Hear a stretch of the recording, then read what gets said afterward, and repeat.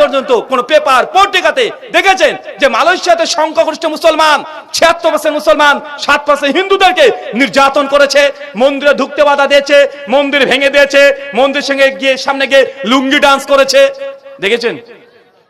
কেন? ওখানে তো মুসলমান সংখ্যা বেশি, হিন্দুদের সংখ্যা 7%।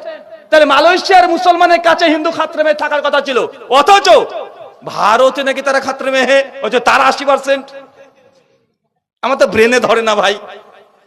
যদি আইনস্টাইনকে নিয়ে আসেন তাও সমাধান করতে পারবে না। আচ্ছা, দুবাই, ভারতবর্ষের সবচেয়ে বেশি যারা ভ্রমণ করতে যায়, বাইরে ভ্রমণ করতে যায়, সে দেশটার নাম কি জানেন? দুবাই। কোথায়? দুবাই। দুবাই কারা? দুবাই কাদের জায়গা? সংখ্যাগরিষ্ঠ মুসলমান, ওর শরিয়া আইন আছে, মুসলমান সব বড় বড়, আমার চাইতে বড় জুব্বা পরে, হাব্বা পরে, আর আমার চাইতে বড় মুসলমান তারাই। সংখ্যাগরিষ্ঠ মুসলিম রাষ্ট্র, ওইখানে কমপক্ষে 4% হিন্দুরা বসবাস করে দুবাইয়ে। ওখানে খ্রিস্টানরা আছে সংখ্যালঘু। আজ পর্যন্ত দেখেছেন দুবাইয়ে কোন মন্দিরে মুসলমান বোম মেরেছে? দুবাই দেখেছেন কোন হিন্দুদেরকে মন্দিরে ঢুকতে বাধা দিয়েছে? অথচ দুবাইয়ে হিন্দু খাত্রেমে নাই। খাত্রেমে কোথায়? ভারতে। কেন? এখানে 80%, আমরা 14%। গর্বে আমাদের বুক ফুলে যাচ্ছে রে ভাই, যে 14% কাছে তারা নাকি খাত্রে মেহে। আশ্চর্য। আরে খাত্রে মেয়ে তো দুবাই থাকার কথা ছিল হিন্দুদের, কেন ওখানে 4%, মালয়েশিয়াতে 6%, আচ্ছা ইন্দোনেশিয়া 98% মুসলিম রাষ্ট্র, 98%, মাত্র 2-3% অমুসলমান আছে। অথচ আমাদের বড় বড় যারা নেতা আছে, যারা গর্বে গর্ভবতী হয়ে যায়, তারা আবার বলছে যে দেখো ইন্দোনেশিয়া মুসলিম সংখ্যাগরিষ্ঠ দেশ, এই দেশে রামায়ণ পড়ানো হয়, রামায়ণ চর্চা করা হয়। ভাই এরা বলেন তো, গোবর না খেলে এই কথাগুলোকে ডবল স্ট্যান্ডার্ড কেউ করতে পারে না। কেন বলেন তো? বলছে মুসলমান রাষ্ট্রে মুসলমান সংখ্যা বেশি হয়ে গেলে হিন্দুদের উপরে নির্যাতন হবে, হিন্দুদেরকে হত্যা করে দিবে। আবার উদাহরণ দিচ্ছে কি ইন্দোনেশিয়া, 98% মুসলমান, মাত্র 2% হিন্দু। ওই দেশে রামায়ণ পাঠ করা হয়। তাহলে কি সমাধান কি আসলো? যে মুসলমান যেখানে বেশি, হিন্দুদের নিরাপত্তা তো আছে, তো আছে, রামায়ণও পড়া হয়, তো এটা মুসলিমের পক্ষে গেল না বিপক্ষে গেল? আরে আমাদের, আরে ভাই ও যে দাবি করছে তার বিপক্ষে যাচ্ছে না, তো এরা কোন লেভেলের মানে ডেট ওভার হওয়া জিনিস খায় আপনি চিন্তা করছেন? ডেট ওভার হওয়া, নচেত এই দাবিগুলো কেউ করতে পারে শিক্ষিত সমাজে? আচ্ছা আপনি দেখেন পৃথিবীর আরো রাষ্ট্র আছে, মুসলমান রাষ্ট্র আছে না নাই? সৌদি আরব একদম পাক্কা মুসলমান। ওই মিডিল ইস্ট থেকে তো ইসলাম ধর্মের সম্প্রচার হয়েছে না, আল্লাহ নবীর কোরআন ওখানে এসেছে, ওখান থেকে প্রচার হয়েছে। তো সেই সব রাষ্ট্রে আজ পর্যন্ত কোনো অমুসলিম হিন্দু দাদারা যায় ভারত, এই সৌদি, দুবাই, কুয়েত, কাতারে যায় কি করতে যায়? ইন্ডিয়া থেকে কি করতে যায়? লেবারি খাটতে অনেকে যায় না? আমাদেরকে বলছে মুসলমান রাষ্ট্র মানে ফকির, মুসলমান মানে অশিক্ষিত মূর্খ, মুসলমান রাষ্ট্র মানে দেখো তারা অর্থনীতিতে পিছিয়ে পড়েছে।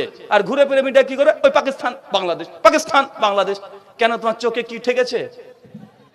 ঘুরে ফিরে দুটো জায়গায়, মানে কুয়ার ব্যাং হলে যা হয়, মানে কুয়োটাকে সমুদ্র মনে করে। ওই যে মুসলমান রাষ্ট্র দেখবে, মানে মুসলিম শরিয়া আইন প্রয়োগ করলে সেই দেশ অর্থনীতিতে নেমে যায়। দেখো পাকিস্তান খেতে পায় না, দেখো বাংলাদেশের কি হালাত হয়ে গেছে। চান্দু, এই দুটো জায়গাতে তুমি কুয়ার ব্যাঙের মতো শুধু দেখতে পাও কেন? একটু দূরে তাকিয়ে দেখো, পৃথিবী তো ছোট নয়।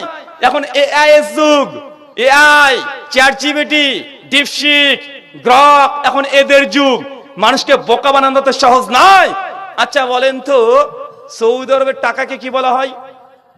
রিয়াল। সৌদি আরবের 1 রিয়াল সমান ইন্ডিয়ান ক টাকা? কম করে 20 থেকে 26 টাকা আপ ডাউন করে কি করে না? মানে সৌদির 1 টাকা দিলে ইন্ডিয়ান ক টাকা দেবে? কমপক্ষে 22 থেকে 26 টাকা দেয় না? তো এটা তো মুসলিম রাষ্ট্র, অর্থনীতিতে পিছিয়ে না গিয়ে। দুবাইও তো তাই। মালয়েশিয়ার টাকাকে বলা হয় রিঙ্গিত। মালয়েশিয়ার 1 রিঙ্গিত মানে 1 টাকা সমান ইন্ডিয়ান 22 টাকা। তো ওটা তো মুসলিম সংখ্যাগরিষ্ঠ দেশ, তখন টাকার পরিমাণ ভারতের চাইতে বেশি না কম? কথা বলেন। আচ্ছা কুয়েত, মামু, কুয়েতের 1 টাকা মানে ইন্ডিয়ান ক টাকা?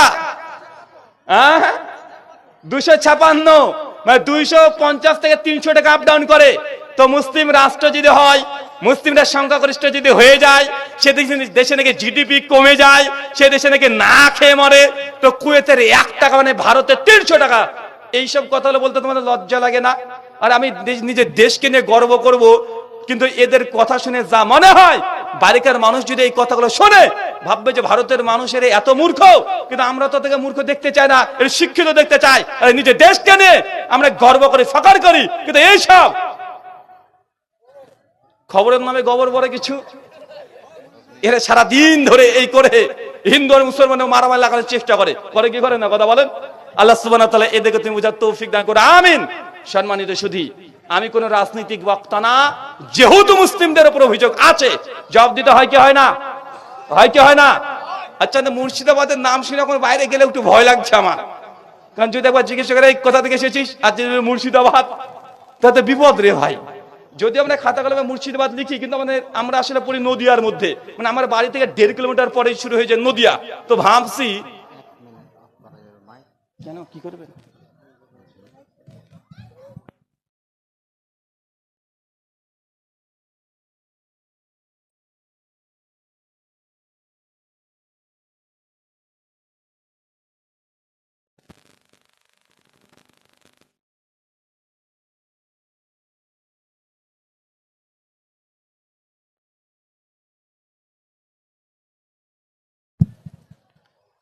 ধন্যবাদ।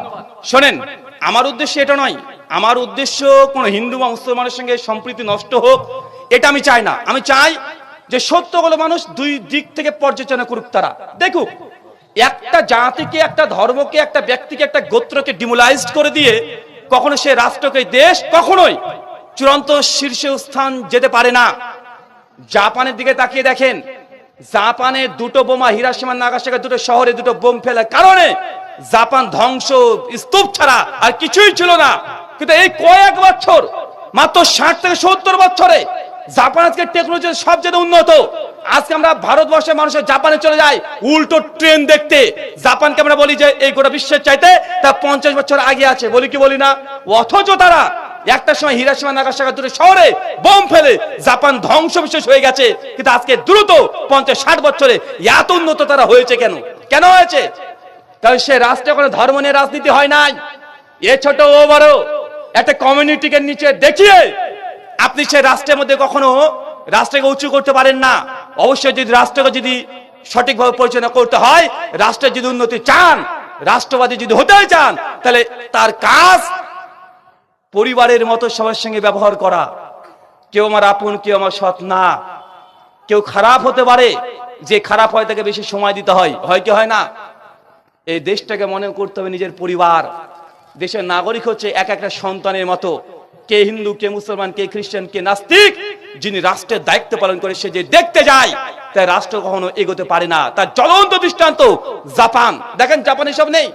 দেখেন চীন, আর চীনের জনসংখ্যা ভারতের জনসংখ্যার কাছাকাছি। তারপরে চীন গোটা বিশ্ব জগতে আজকে তার উন্নত হয়েছে কি হয় নাই? আসসালামু আলাইকুম। দর্শক বৃন্দের উদ্দেশ্যে বলছি, ব্রাদার রাহুল হোসেনের পরে আমাদের আরো একজন বক্তা আছেন, আব্দুল করিম বিন আমিনুল ইসলাম। উনি আছেন ওপার বাংলার, যেরকম আব্দুর রাজ্জাককে আমরা চিনি, আব্দুর রাজ্জাকের ভঙ্গিতেই উনি কথা বলেন। তো ওনার জন্য আপনারা অপেক্ষা করবেন, এটা আপনাদের কাছে আমি আশা রাখছি। কেউ উঠে যাবেন না, আমাদের সভা নষ্ট করবেন না। ব্রাদার রাহুল হোসেনের পরেই উনি আসবেন আমাদের মঞ্চে। আসসালামু আলাইকুম। সম্মানিত সুধী, আমার কথা হচ্ছে, কোন রাষ্ট্রকে যদি পরিচালনা করতে হয়, রাষ্ট্রের প্রত্যেক জনগণ সন্তানের মতো দেখতে হবে। চীন গোটা বিশ্ব জগতে আজকে উন্নত হচ্ছে কেন? ধর্ম নিয়ে কোনো রাজনীতি নেই। আছে নাকি? কথা বলেন। যেসব রাষ্ট্রগুলোতে দেখেন পৃথিবীতে সর্বশীর্ষ হয়ে গেছে ভারতবর্ষ। আমি আগে আলোচনাতে বললাম না, যে সময় আমেরিকা, ইউরোপ কান্ট্রিগুলো অন্ধকারে বসে বসে ঘুরে বেড়াতো, জিন্দেগিতে লাইট বাল্ব দেখেনি, সেই সময় তো অন্তত কলকাতা শহরে মানুষ লাইটে, আলো সোলা লাইটে তারা পড়াশোনা করতো। চিন্তা করেছেন? এটা ভারতের ইতিহাস। পৃথিবীর সমস্ত সভ্যতা চাইতে ভারতবর্ষের শিক্ষিত জাতি ছিল, কিন্তু এত শিক্ষিত জাতি হওয়ার পরেও ভারতবর্ষ পিছিয়ে যাচ্ছে কেন পিছিয়ে যাচ্ছে? মৌলিক কারণ, আমরা ধর্ম নিয়ে রাজনীতি করতে শুরু করে দিয়েছি। না, ধর্ম যারা পালন করছে ধর্ম পালন করতে যান।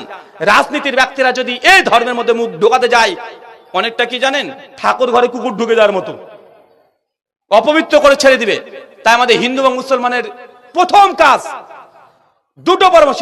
এক, যতগুলো মিডিয়া আছে, নিউজ চ্যানেল আছে, এদেরকে অবিশ্বাস করেন। কি করবেন? বিশ্বাস করবেন না। বিশ্বাস করলে মনে হবে এই হিন্দু লোকটা আমার শত্রু, পাকা শত্রু তেমন হবে যে মিডিয়াকে যদি বিশ্বাস করে ফেলেন। আবার মনে হবে মুসলমানরা মনে করবে এই হিন্দুটা আমার শত্রু, আবার হিন্দুরা মনে করবে এ আমার শত্রু। কিছুদিন আগে আমি একটা ট্রেনে সফর করছি, তো রাত্রি 1টার দিকে আমি গাড়িতে উঠেছি ট্রেনে। আমার কাঁধে একটা ব্যাগ আছে, স্কুল ব্যাগ, উঠেছি। হঠাৎ করে দেখছি ট্রেনের কামরার বেশ কিছু মানুষ আমার দিকে হাঁ করে তাক করে তাকিয়ে আছে, মানে আমাকে দেখে ভয় পাচ্ছে। কিন্তু আমি ভাবছি কি আবার একটা হুজুর ট্রেনে ঢুকে বললে, কাঁধে আমার ব্যাগও দেখছি কোন বোম টোম মেরে উড়িয়ে না দেয়, মানে আমাকে দেখে ভয় পাচ্ছে। আর আমি আবার ভয় পাচ্ছি, আল্লাহ ইনি কি আমাকে জঙ্গি মনে করছে নাকি এরা, কোন আমাকে না যে ট্রেন থেকে ধাক্কা মারে ফেলে দেয়। মানে ও আমাকে ভয় পাচ্ছে, আমি ওদেরকে দেখে ভয় পাচ্ছি। তৈরি করে করেছে এই জিনিস মিডিয়া। কে করেছে কথা বলেন? মিডিয়া। মিডিয়া কোন জায়গার একটা বিক্ষিপ্ত একটা ঘটনাকে এমন ভাবে প্রচার করে মনে হচ্ছে যে সব জায়গাতে এই ঘটনাগুলো ঘটছে। করে কি করে না কথা বলেন? এইভাবে ভাইলেশন করে মানুষের মধ্যে এমন ভাবে প্রতিক্রিয়া তৈরি করে দিচ্ছে, মনে করে দিচ্ছে যে হিন্দুরা হচ্ছে মুসলমানের শত্রু আর মুসলমানরা হিন্দুদের শত্রু। এটা প্রমাণ করার চেষ্টা করছে। এই বাংলা স্বামী বিবেকানন্দের বাংলা, এই বাংলা রামকৃষ্ণ পরমহংস দেবের বাংলা, যিনি মন্দিরে যেতেন, গির্জাতেও যেতেন, মসজিদেও যেতেন, সব জায়গায় যেতেন। এই বাঙালিরা হচ্ছে মাছে ভাতে বাঙালি। মাছ ছাড়া একটা সময় তাদের কাটতে চায় না, কোনো পরব কাটে না। যতই আপনি চিৎকার মারেন না কেন, জামাই ষষ্ঠীর সময়তে খাসির দোকানের সামনে 100 জন লাইনের দাঁড়িয়ে বাংলার মানুষ কি নাই? খাসির মাংস নাই। তাই এই দেশ, এই জাতি, এদেরকে যদি আবারও ভারতকে যদি শীর্ষস্থানে যেতে হয়, প্রথম কাজ মিডিয়াগুলোকে কন্ট্রোল করা। কারণ মানুষের ব্রেন তারা করছে, মানুষকে মানে বুদ্ধিভিত্তিক ভাবে তারা মস্তিষ্ক দিক থেকে তারা এমন ভাবে ব্রেনের ওয়াশ করে দে, জঙ্গি তৈরি করে কারখানা তৈরি করে দিচ্ছে। আল্লাহ সুবহানাহু ওয়া তাআলা এদিকে তুমি হেদায়েত দান করো, আমিন। আমাদের মধ্যে যারা এই সমস্যার মধ্যে বিদ্যমান আছি, দ্বিতীয় আপনাদের কাছে পরামর্শ, যদি কোনো জায়গায় কোনো কিছু অভিযোগ করে, খবরদার আইন হাতে তুলে নিবেন না। কি বললাম? কি বললাম? আইন হাতে তুলে নিবেন না। কেন? মিডিয়া ওইটাই চাইছে। মিডিয়া ওটাই চাইছে যে আপনাকে একটু উস্কিয়ে দিবে, আপনি একটা গাড়ি ভাঙবেন, ওরা এসে ক্যামেরা করবে, ক্যামেরা করে দিনের পর দিন তারা মিডিয়াতে দেখাবে, বলবে দেখো মুসলমান জঙ্গি, তার দেশটাকে দখল করে নিল, দেশটাকে পাকিস্তান করে নিল, দেশটাকে বাংলাদেশ করে নিল। বলে কি বলে না কথা বলেন? কারণ আপনি যদি কোনো ভায়োলেশন করেন, তারা এটাই খুঁজছে, মানে মুসলমানকে নিয়ে তো বাজে বাজে কথা কেন বলছে, কারণ তারা চাচ্ছে মুসলমানকে উস্কিয়ে দাও, একটা দুর্ঘটনা ঘটক, এই দুর্ঘটনাকে সামনে রেখে তারা দিনের পর দিন তারা মিডিয়া নিউজকে কভার করবে, তাদের টিআরপি বাড়াবে, তারা ভোট ব্যাংক বাড়াবে। তো তাদের উদ্দেশ্যে পা দেওয়া দরকার আছে কথা বলেন না? কদিন আগে দেখলেন না অসীম সরকার বাবু, তিনি কোরআন মাজিদকে নিয়ে একটা বাজে মন্তব্য করেছে। আলহামদুলিল্লাহ, মুসলমানরা পশ্চিমবাংলা অনেক সচেতন হয়ে গেছে, তারা কোনো ভায়োলেশনে যায় নাই, কোনো হিংসার মধ্যে প্রবেশ করে নাই। মুসলমানরা একাডেমিক ভাবে তারা সরকারি প্রক্রিয়ার মধ্যে তারা কি করেছে, জায়গায় জায়গায় গিয়ে কেস ঠুকে দিয়েছে, তারা আইনকে সম্মান রেখে তার কেস ঠুকে দিয়েছে। এটা অনেক দামি একটা কাজ হয়েছে। তবে আমরা কি, যেহেতু আলেম মানুষ, আমরা ধর্ম নিয়ে চর্চা করি, কোরআন মাজিদ আমরা পড়েছি, আমরা বলেছিলাম অসীম সরকার বাবুকে যে আসেন আমরা একটা একাডেমিক ওয়েতে আমরা ডিবেট করি, একটা হেলদি ডিসকাশন করি, একটা রুম আমরা ভাড়া নিই। যদি মনে হয় যে না এটা সম্ভব নয়, এখন অনলাইন প্ল্যাটফর্ম হাজার হাজার মিডিয়া অনলাইন আছে না নাই? আমরা সোশ্যাল মিডিয়ার মাধ্যমে, স্ট্রিমইয়ার্ডের মাধ্যমে, জুম মিটিং এর মাধ্যমে অনলাইন আমরা ডিবেট করি। আসলে কি কোরআন মাজিদ অমুসলিমকে হত্যা করার অনুমতি দেয়? এই শিরোনামে আপনি যা হেডিং করেছেন ওটাকে সামনে রেখে আমরা আলোচনা করি। শোনেন, এখন কোন আদর্শকে দমন করতে হলে অস্ত্র দিয়ে দমন করা সম্ভব নয়, পারবেন না। কি করতে হয়? ইন্টেলেকচুয়াল ওয়্যার, বুদ্ধিভিত্তিক লড়াই। এই যুগটা কিসের এখন? অস্ত্রের লড়াই না হয়। অস্ত্র দিয়ে লড়াই করে কোনো আদর্শকে দমন করানো যায় না। আপনি যদি হিংসা দেন, হিংসা ছড়িয়ে দেন, আদর্শকে দমন করতে পারবেন না। কি করতে হবে? বুদ্ধিভিত্তিক লড়াই করেন। তারা যখন অভিযোগ করছে ইসলাম নিয়ে, পাল্টা জবাব দেন। ইসলামকে নিয়ে যখন বদনাম করছে, পাল্টা জবাব দেন। ইসলামের উপরে প্রশ্ন ছুটছে, পাল্টা জবাব দেন। যেমন আপনাকে জিহাদ শব্দ নিয়ে অনেক কিছু উল্টোপাল্টা মন্তব্য করছে। আপনি জিহাদ বলতে কি বুঝায় এটা খুলে বলে দেন। কারণ আমরা মুসলমানরাই আমরা এই ফিল্ডে তেমন কাজ করিনি। যেন কাফের, আরে সোশ্যাল মিডিয়া খোলার জন্যই আগে বলছে দেখো কোরআন মাজিদে আমাদেরকে কাফের বলা হয়েছে। আচ্ছা কাফের মানে কি? কাফের মানে তারা মনে করে কাফের মানে শত্রু। আরে ভাই কাফের মানে পৃথিবীর কোন ডিকশনারিতে শত্রু পাবেন না। এখন আপনাকে কত চ্যাট জিপিটি করেন যে কাফের লিখেন বাংলাতে, লিখেন এর অনুবাদ কি, দেখেন ডাইরেক্ট দেবে কাফের মানে আনবিলিভার, অবিশ্বাসী। আর মুসলমান অমুসলিমকে কাফের বলি কেন বলি? কারণ তারা ইসলামে বিশ্বাস করে না। আচ্ছা মুমিন মানে বিশ্বাসী, কাফের মানে কি? অবিশ্বাসী, অপোজিট। তো আমরা তাদেরকে কাফের বলছি, এটা কোনো খারাপ শব্দ নয়। যেমন হিন্দু ধর্মে যারা বিশ্বাসী তারা বিশ্বাসী, আর যারা হিন্দু ধর্মে বিশ্বাস করে তারা অবিশ্বাসী। বলে কি বলে না? বলে কি বলে না? তা আমরা যেটা আরবি শব্দ ব্যবহার করি, আমরা বলি আরবিতে মুমিন মানে মুসলমান, মুমিন বিশ্বাসী তারা। কাফের বলি যারা অবিশ্বাসী, আনবিলিভারকে। তো আনবিলিভার শব্দ কি খারাপ? কথা বলেন।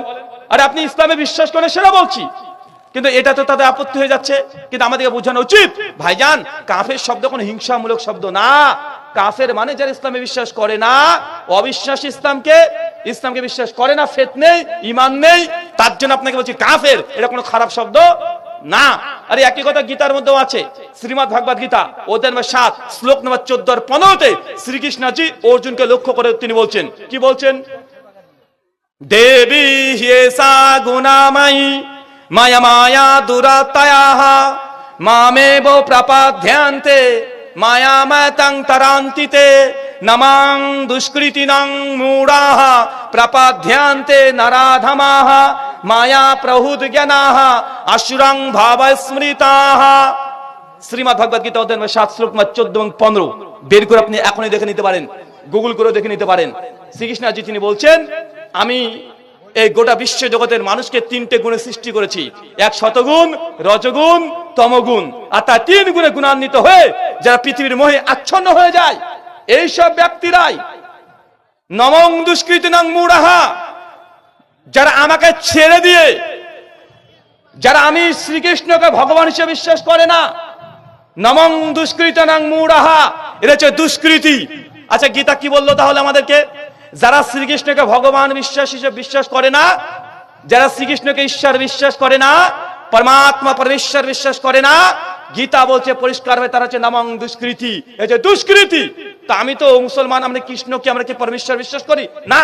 তো আমাকে কি পরোক্ষ তাহলে কি বলা হচ্ছে না যে আমি হচ্ছে দুষ্কৃতি?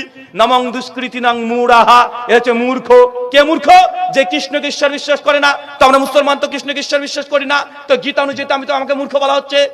শুধু এতটা না, নরাধমাঃ, কৃষ্ণজি তিনি বলছেন তারা হচ্ছে মানুষের মধ্যে সবচেয়ে নিকৃষ্ট। তার মানে যিনি কৃষ্ণকে বিশ্বাস করে না সে হচ্ছে মূর্খ, সে নরধামা, মানুষের মধ্যে নিকৃষ্ট, সে হচ্ছে দুরাচারী। তবে আমরা কি বিশ্বাস করি কথা বলেন? তাই গালিগালাজ করে আমাকে কে দিল তাহলে? এখন যদি আমি এটাও নিয়ে অভিযোগ করে বলি দেখো গীতা মুসলমানকে অপমান করেছে, ভাই দাবি করা কি যৌক্তিক হবে? অযৌক্তিক।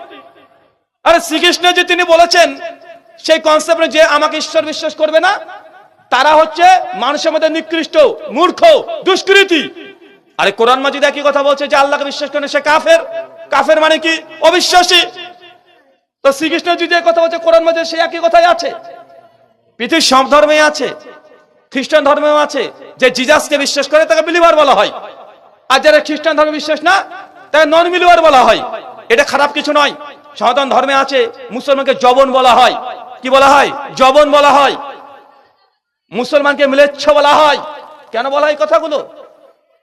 কেন বলা হয়? ইসলামকে টার্গেট, যে মুসলমান অমুসলিমকে কাফের বলে। কাফের কিসको कहती है? কাফের कौन है? আরে কাফের আনবিলিভার, যে ইসলামে বিশ্বাস করে সে কাফের। কাফেরকে দেখলে হত্যা করতে হবে, কোরআন মাজিদে ডাইরেক্ট কোন এমন ধরনের আয়াত নাই। মুসলমানকে আমরা দেখলে সতর্ক করি যে এই ধরনের কোন আয়াত নাই যে কাফের দেখলে হত্যা করতে হবে।